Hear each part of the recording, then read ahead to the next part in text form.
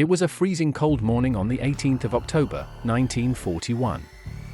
Günther Viezenz watched the snow begin falling just after dawn with his comrades, belonging to the 28th Infantry Division of the Wehrmacht. He blew on his hands and rubbed them together just to keep warm, as he tied a second bundle of grenades in his foxhole. In the weeks leading up to this moment, Viezenz had already destroyed multiple tanks using improvised close assault charges, bundles of grenades and captured mines wired together by hand. By 7:20 hours, visibility had shrunk to a few hundred meters. Günther felt the exhaustion of months of combat. His unit were dug in along a shallow defensive line west of Orel, a city a few hundred miles south of Moscow. Suddenly, the ground started to shake. At first it felt like distant artillery. Then came the sound every infantryman on the Eastern Front learned to fear, the grinding, mechanical sound of tank tracks. Soviet armor was coming straight at them. The Red Army counterattack hit suddenly and without finesse, advancing with brutal simplicity. Tanks advanced in a loose line, firing as they moved, shells slamming into German positions and collapsing trenches. Günther saw an anti-tank gun on the left flank destroyed in seconds.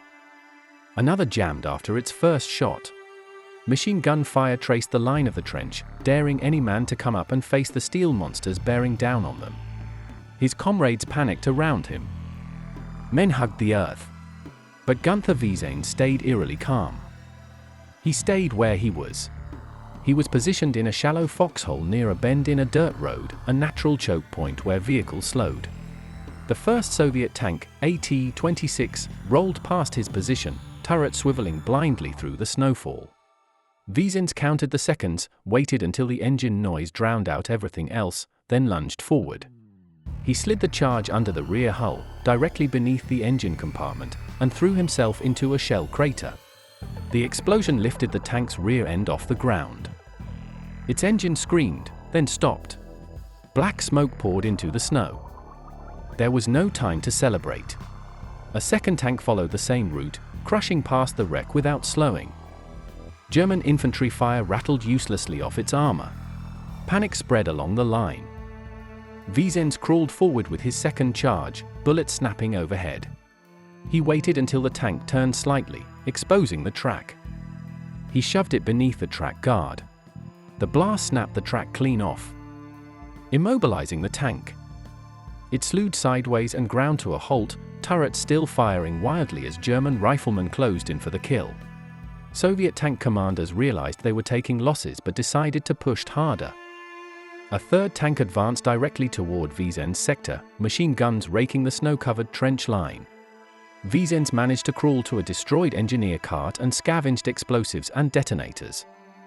In a feat of battlefield courage, he assembled another charge under fire.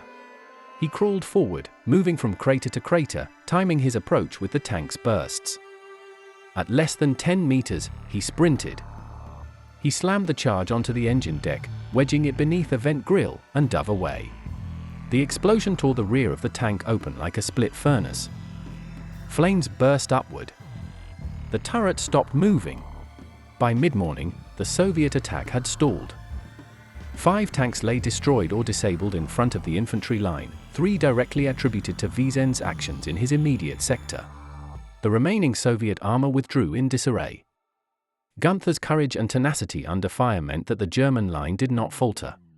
Later that day, officers walked the battlefield, counting wrecks and asking the same question again and again: who stopped them here? The answer was always the same: Gefreiter Günther Viezenz. For his exceptional bravery in this battle, Günther was awarded the Iron Cross. He would go on to destroy a total of 21 enemy tanks single-handedly, and survive the war, ending as a captain. He would later join the West German Bundeswehr in 1956, before retiring as a colonel in 1980.